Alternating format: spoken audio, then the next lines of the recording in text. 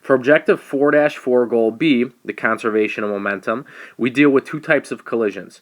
The first example we looked at previously was an inelastic collision, meaning two objects stick together. And for this example, an elastic collision, meaning two objects bounce off of each other. They do not stick together after they collide. So a 7-kilogram ball rolling at 4 meters per second to the right collides with a 3-kilogram box sliding 2 meters per second to the left. After the collision, the ball rolls to the left at 1 meter per second. What is the velocity of the box after the collision?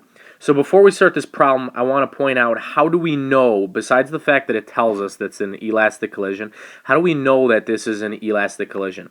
Two ways to look at this. Number one, after the collision, the ball rolls to the left at 1 meter per second. The fact that the problem tells us that the ball rolls to the left at 1 meter per second after the collision kind of suggests that the two objects are not going to stick together. They're going to go their separate ways. So that's number one. Number two, we can look at this MVP chart and compare it to the MVP chart above. In the inelastic example, we see that there is only one really column for final, meaning the two objects stuck together.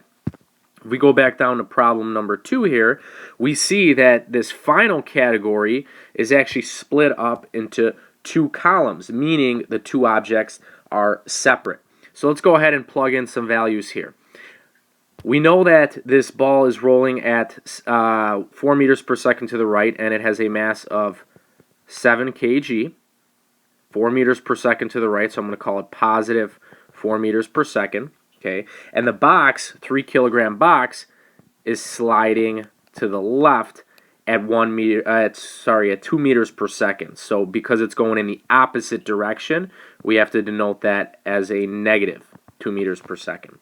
So we can find the momentum of each. So 7 times 4 is 28 kilogram meters per second. And 3 times negative 2 is negative 6 kilogram meters per second. Now before we move on here, what are we ultimately looking for? We are trying to find the velocity of the box after the collision. So we are trying to find this box right here to solve for that velocity, how fast the box is moving. So before we move on, we have to apply the conservation of momentum. And to do that, we have to combine the two initial momentum of our two objects. So 28 kilogram meters per second plus negative 6 kilogram meters per second gives us a positive 22 kilogram meters per second. Now this value is the value that is conserved from before the collision to after the collision. So I'm going to transfer that number over to the right side here for the final. Now the thing here, what's different about this problem as opposed to the last one now we have two objects again separated, so that means the 7-kilogram ball stays at 7 kilograms, mass never changes, and the box remains at 3 kilograms. Okay. Now we know that the ball rolls at 1 meter per second to the left after the collision. So now I'm going to add this this ball left negative, since it's to the left, 1 meter per second, and we don't know the velocity of the box yet after. That's what we're trying to find. So since we know the mass and the velocity of the ball after the collision, we could find the momentum of the ball after the collision. So 7 times negative 1 gives us negative 7 kilogram meters per second. Okay.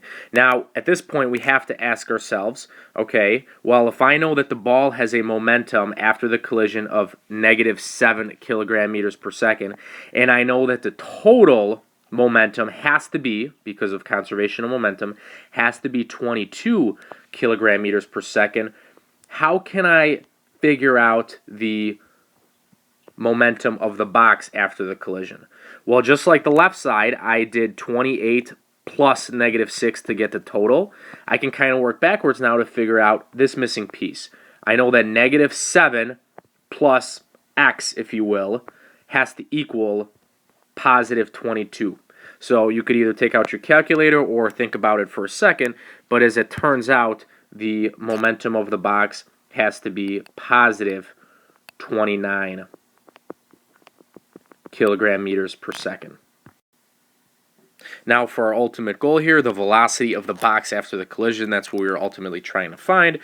Right, we can use the momentum equation. P is equal to mass times velocity. So 29 equals 3 times V. So in other words, 29 divided by 3 comes out to be approximately 9.7 rounded meters per second. So that is our final answer, and it's positive, meaning the box initially moving to the left.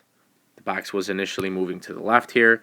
Now bounces off and moves to the right at 9.7. So it does speed up, but that's because a lot of that momentum from the ball was transferred into the box. Now this problem is a little bit more complex, without a doubt. Elastic is a little bit harder than inelastic because there's a few more variables to look at and to solve for. But ultimately, it's the same idea. The left side, the initial is always going to be the same. This side of the MVP chart is the same regardless of it's inelastic or elastic, but then the final is obviously a little bit different. But with practice, it should make sense.